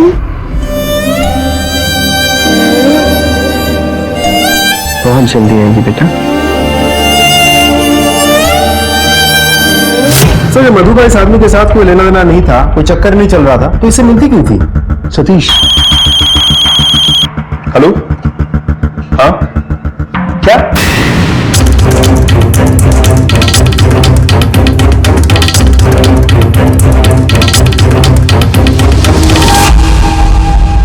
सर तो मधु की बॉडी लगती है। मधु की फोटोग्राफ है? हाँ सर, फोटो देखो। जी सर, मधु ही है। सतीश, बॉडी को पोस्टमार्टम के लिए भेजो और रोनित और उसकी फैमिली को इन्फॉर्म करो। Okay sir.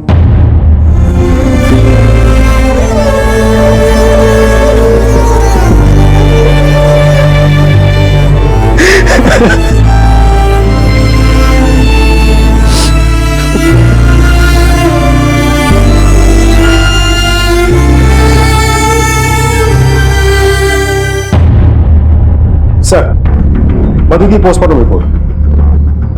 मौत गला दबाने से हुई है, शरीर पर स्ट्रगल के निशान भी है। जिस दिन मधु गायब हुई थी मौत उसी दिन हुई। और कुछ? सर अब तक तो कुछ नहीं। कोई इन्फॉर्मेशन हाथ लगते ही अपडेट करता हूँ। Good sir.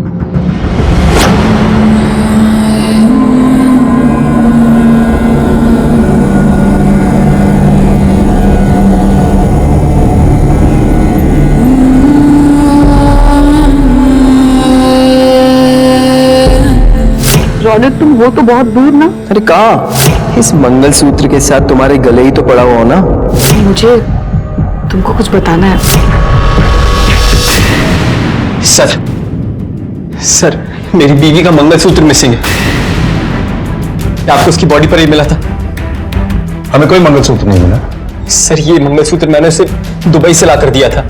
वो कभी भी इसे अपने गले से नहीं उतारती थी। तेरे कहने का है? माँ जी वो जौहरी को दिए पॉलिश करवाने के लिए। तो ये मंगलसूत्र क्यों नहीं दिया? माँ जी इसे चमकाती तो इसमें लगे छोटे छोटे हीरे निकल जाते। सतीश सर, ये फोटो सारे ज्वेलर्स और सराफा मार्केट में सर्कुलेट करो और अपने खबरियों को भी दिखाओ। Okay sir. सर, शास्त्री में पुलिस स्टेशन से एसके चाहिए। सर, वो इस आदमी की आइडेंटिटी पता करना चाहते हैं। उन्हें शक है एक पुलिस वाला है, ये केस में वांटेड भी है। ये हमारे पुलिस स्टेशन में तो लगता नहीं है सर। सर, सुजीत गुप्ता और उसकी फैमिली के सुसाइड वाले केस में बच्चे ने हमें बताया था ना कि ये उसके पापा किसी पुलिस से डरते थे। पापा पुलिस वाले अंकल से डरते थे। शास्त्री नगर पुलिस स्टेशन, उन्हें इमीडिएटली कांटेक्ट करो। हो सकता है कि दोनों केस कनेक्टेड हो। Sir, Prakash Nagar police station से खबर आई। कुछ दिनों पहले एक फैमिली ने सुसाइड किया, लेकिन 7 साल का एक लड़का बच गया। उस लड़के के सामने उसके बाप ने पहले पत्नी और 3 साल की बच्ची को धक्का देकर मार दिया और खुद भी खुदकुशी कर ली। पूरी फैमिली का सुसाइड? डिटेल्स क्या है? सर, बच्चे के बाप का नाम है सुजीत गुप्ता, बिजनेसमैन था। सुसाइड करने से पहले उसने दुकान और मकान दोनों ही बेच दिया और भाड़े के मकान में शिफ्ट हो गया। उसी मकान के टेरेस पर से पहले उसने पत्नी और बच्ची को धक्का देकर मार दिया, फिर खुद भी कूद गया। लेकिन इस सब में से वो 7 साल का बच्चा बच गया। सुसाइड की वजह? सर, छानबीन से पता चला है कि दिवालिया होने की वजह से उसने सुसाइड कर लिया था। लेकिन चौंकने वाली बात तो यह है कि बच्चे ने बयान दिया है कि उसके पिताजी पुलिस वालों से डरते थे। पुलिस वालों से डर? इस केस में किसी पुलिस वाले का चेहरा सामने आया? अब तक तो नहीं सर, लेकिन इंक्वायरी चल रही है। सर, दोनों केसेस में शक पुलिस वाले पे ही जाता है। इस बच्चे से पूछताछ करते हैं। मामा तो किसी मुसीबत में थी, पर मैं समझ ही नहीं पाया।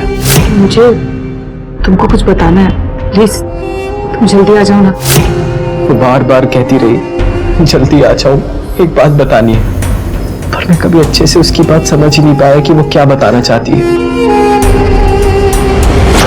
बेटा, इसे ध्यान से देखो और बताओ कि क्या आप इन्हें जानते हो? हाँ, इस अंकल को पापा ने पैसे दिए थे।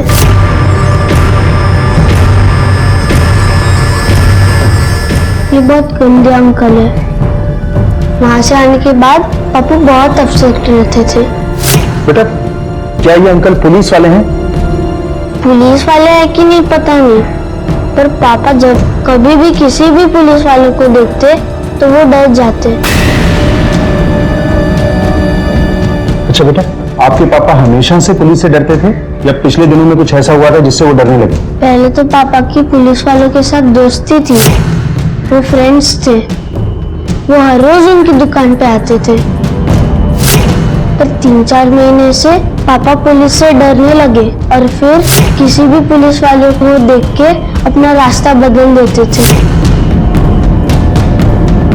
ठीक है, आप इसे ले जा सकते हैं। चलो। दोनों ही केसेस में एक आदमी का इन्वॉल्व होना और सुजीत का पुलिस से डरना। सतीश, पुलिस के सारे रिकॉर्ड चेक करो और देखो कि ये स्केच किससे मिलता है। मुझे इस आदमी की पूरी आइडेंटिटी चाहिए। जो खाकी वर्दी एक आम इंसान को सुरक्षा मुहैया कराती है, उसी खाकी वर्दी का उस इंसान के मन में ऐसा कौन सा खौफ बैठ गया था जिसे निकाल पाना उसके लिए नामुमकिन हो गया था। जो खाकी वर्दी कानून और सुरक्षा का प्रतीक है, उसी खाकी वर्दी वालों ने ऐसा क्या कर दिया था कि जिसके डर से इस इंसान ने इतना बड़ा कदम उठा लिया था।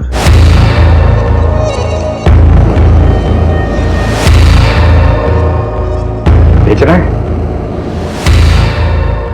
आपको थोड़ा इंतजार करना पड़ेगा क्योंकि दुकान अभी खुली है, कैश मंगवाना पड़ेगा। आप बैठिए ना।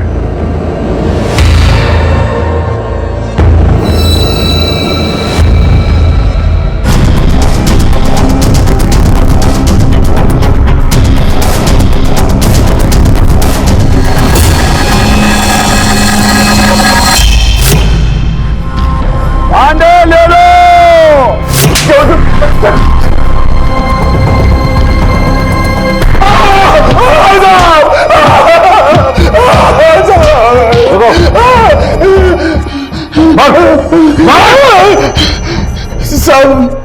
वो मनुष्य तो मुझे रास्ते में पड़ा मिला था। तेरे फिंगरप्रिंट्स मैच किए हमने मधु के घर के दरवाजे पर, अलमारी पर, सब जगह तेरे फिंगरप्रिंट्स हैं। क्यों मारा मधु को? पैसे कहाँ है? मैं मानता हूँ साहब, मैंने मंगलसूत्र चुराया साहब, लेकिन मैं उसे नहीं मारा साहब, और पैसे भी मेरे पास नहीं है साहब, वो दोस्त आदमी ने। बर्तन दे दो। बर्तन वाले इधर आ जा। हाँ साहब, भांडे चाहिए। पैसे कमाना चाहता है? पैसे? अबे चिल्लर की नहीं, हजारों की बात कर रहा हूँ। हजारों? काम कम दाम ज्यादा। साहब काम क्या करना है साहब? देख, तेरे काम की वजह से यहाँ के घरों में जाना जाना तेरा, कौन कितना मालदार है, कितना पैसा किसके पास है, ये तो तू जानता ही होगा। बस तुझे एक छोटा सा काम करना है। ये पैसे वाले लोग हैं ना, अपने घरों में पैसे कहाँ रखते हैं इसका अंदाजा लगाना है, मुझे बताना है। इसमें फंसना ना साहब। अरे पुलिस वाले के होते डरने का नहीं। ये देख,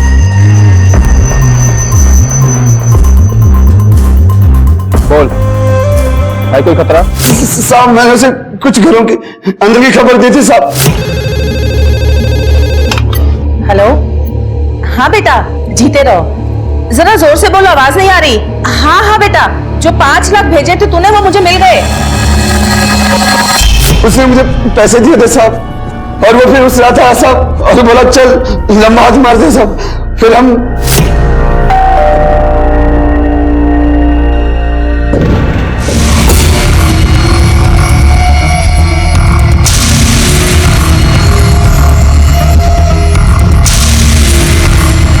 उसने मुझे चूना लगा दिया साहब, 10,000 रुपए देकर भगा दिया उसने, और धमकी दी साहब कि मैं पुलिस वाला हूँ, कोई लंबा केस बनाकर जिंदगी में जेल में सड़ा देगा साहब। मैं डर गया था साहब।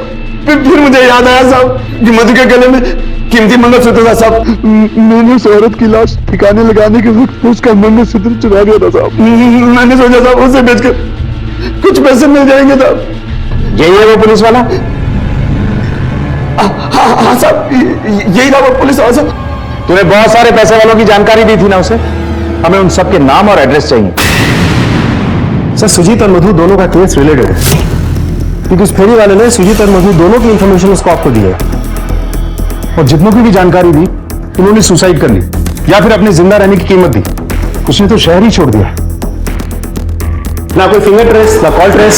सतीश, हमारा सामना हमारे ही तरह पुलिस की ट्रेनिंग लिए हुए एक आदमी से हो रहा है। सर पुलिस वाला जो भी हो, भोपाल शहर में तो पोस्टेड नहीं है और वारदात इसी शहर में कर रहा है। सर एक बात मुझे समझ में नहीं आ रही है कि आदमी या औरत जो भी इसे पैसे दे रहा है क्यों दे रहा है, और ये पुलिस वाला क्यों पैसे ले रहा है? ये तो यही आदमी बताएगा, बस एक बार हमारी गिरफ्त में आ जाए। ना कोई फिंगरप्रिंट छोड़ता है, ना नाम ना डिटेल ना कुछ। सतीश, इस आदमी की एक कमजोरी है जो हमारे काम आ सकती है। वो क्या है सर? पैसा। ये अपने अगले शिकार पर नजर बनाए बैठा होगा। इस फेरी वाले ने जितनी भी घरों की खबर इसे दी है, सब पे नजर रखो। फेरी वाले से मिली जानकारी के आधार पर पुलिस अब उन लोगों पर अपनी तहकीकात का दायरा सीमित कर रही थी जिन्हें अपनी कार्य प्रणाली के तहत वो अपना शिकार बना सकता था। पुलिस की शक की सुई अब एक जगह पर आकर टिक गई थी और पुलिस कोई चांस नहीं लेना चाहती थी। सर अभी प्रिया साहनी ने बैंक से एक बहुत बड़ी रकम निकाली है। अपना एक कांस्टेबल उसके पीछे पीछे चल रहा है, उसके हर मूवमेंट की जानकारी दे रहा है। उससे बोलोगे नजर रखे उस पर। Yes sir.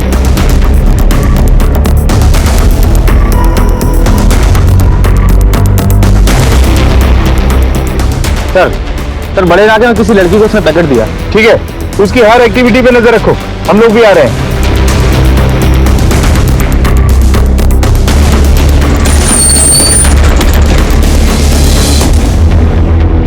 तुम प्रिया को पैसे दे रही थी, बता तुम्हारा उस लुटेरे आदमी के साथ क्या कनेक्शन है? बोल। बताती हूँ, मैं सब बताती हूँ। उसका नाम कमल है, वो रतलाम में अभी PSI पर कुछ ही दिन हुए वो यहाँ आया है। मैं उसे बचपन से जानती हूँ। मुझे तो ना अपनी लाइफ में खूब सारे पैसे कमाने हैं, लाखों करोड़ों रुपए गोनी भर भर के। उसके बाद विदेश जाके सेटल हो जाऊंगी और खूब ऐश करूंगी। क्या बात कर रही है तू? पैसे कमाना चाहती है तू?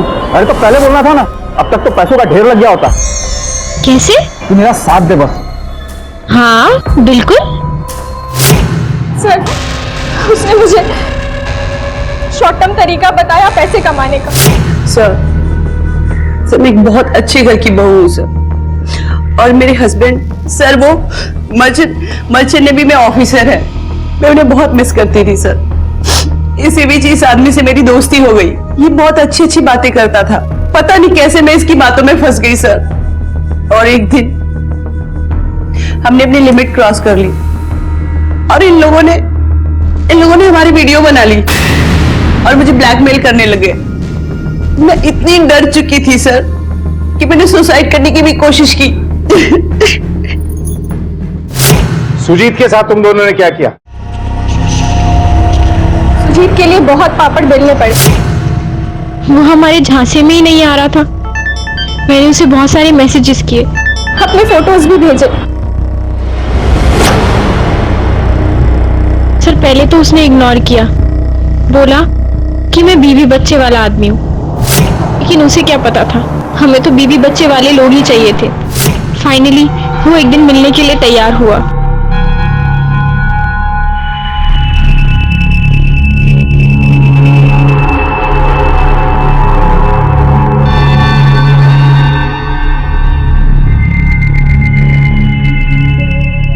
क्या बात है चिकने, इतना क्यों शर्मा रहे हो? कुछ मत बोलो, अपने आप अच्छा लगने लगेगा। क्या रहा है? हाँ? कौन है? बीवी है तेरी?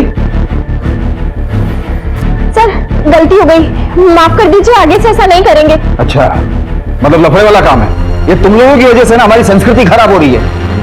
कोर्ट में पेश करूंगा तुझे, ब्रेकिंग न्यूज चलेगी तुझे हर जगह, तब अकल ठिकाने आएगी तेरी। नहीं sir, I am sorry sir, बीवी बच्चों वाला आदमी सर। हम लोग अपनी संस्कृति, अपना कल्चर बचाने के लिए दिन रात मेहनत करते हैं यहाँ पे, और तुम लोग ये महंगी घड़ी, हाँ, ये महंगा मोबाइल और गले में चेन डालकर घूमता है। निकाल। हाँ सर। निकाल, तोबा नहीं देता तेरे पे। निकाल। हाँ, ये निकाल। दिखा रहा हूँ सर। लीजिए सर। और इधर देख, निकाल। ये इतना महंगा कैमरा लगाया यहाँ पे, पूरा हॉलीवुड स्टाइल में फिल्म बनी थी। करूँ रिलीज? नहीं सर, सर सर सर मेरी इज्जत नीलाम हो जाएगी सर। इज्जत बचानी है? हाँ सर। कीमत है सिर्फ 30 लाख। फिर मैंने और कमल ने उस पर प्रेशर बनाना शुरू किया। सर हमें सच में नहीं पता था कि वो सुसाइड कर ले। सर रतलाम की मनक चौक पुलिस स्टेशन से खबर कंफर्म हो गई है। कमल दीक्षित एक सस्पेंडेड पुलिस सब इंस्पेक्टर था।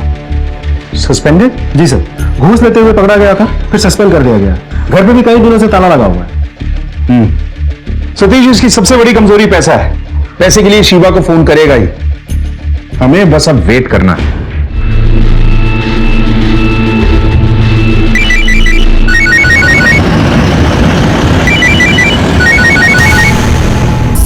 कौन उठा? हाँ, पैसे मेरे पास ही है। वही मिलते हैं, हमेशा वाली जगह पे। ठीक है।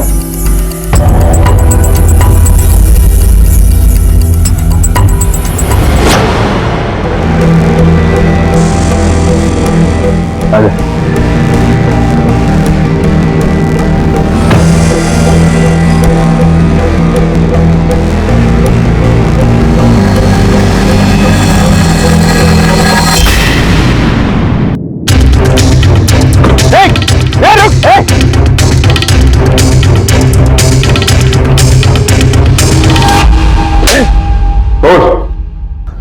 कब से कर रहा है ये सब?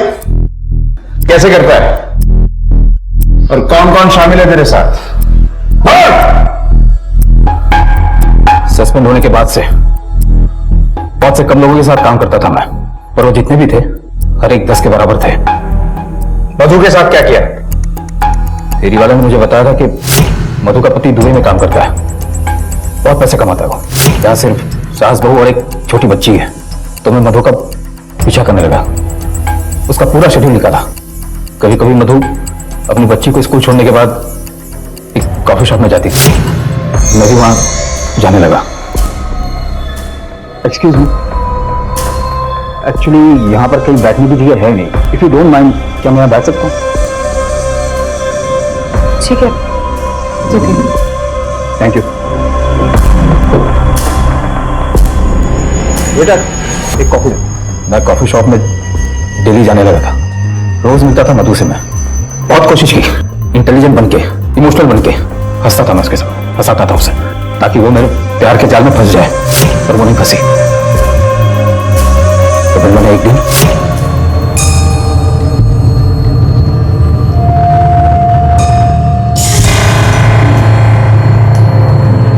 कॉफी।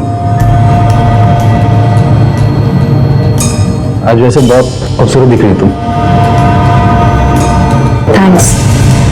अकेला रहते रहते इंसान बोर हो जाता है ना।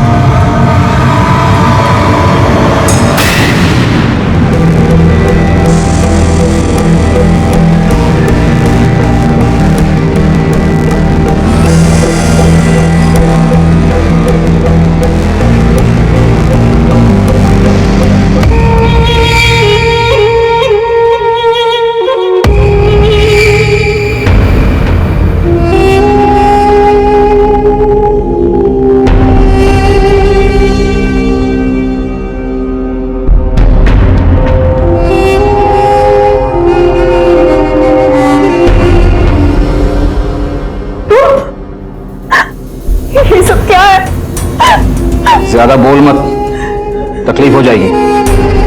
अभी अभी तो हमने प्यार की आखिरी सीढ़ी पार की है, और जो कुछ भी हुआ है ना हमारे बीच, वो सब कुछ इस फोन में रिकॉर्ड है।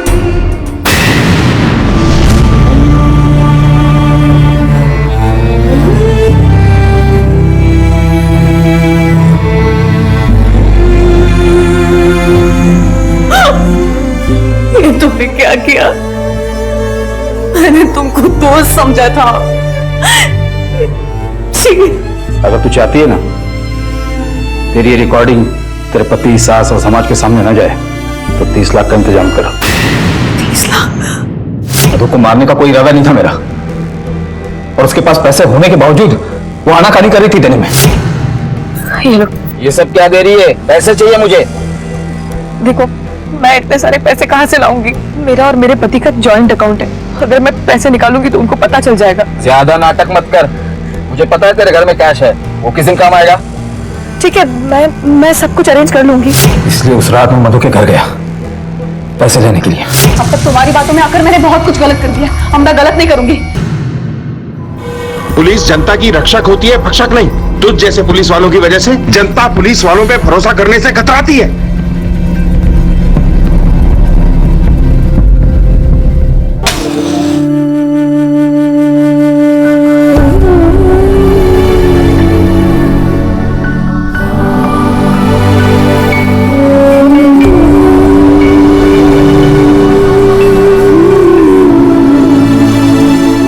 आपसे कहता था ना माँ, मेरी मधु कभी मुझे धोखा नहीं दे सकती।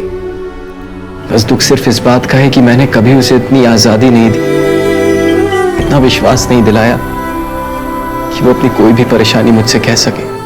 काश